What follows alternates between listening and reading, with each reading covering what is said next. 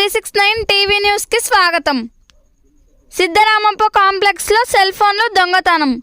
శ్రీశైల దేవస్థానంలోని సిద్ధరామప్ప కాంప్లెక్స్లో ఆదివారం తెల్లవారుజామున 3 గంటల సమయంలో సిద్ధరామప్ప కాంప్లెక్స్లో 2 సెల్ ఫోన్లు హోటల్లో పనిచేసే మురుగన్ 2 సెల్ ఫోన్లు దొంగతనం చేశాడు.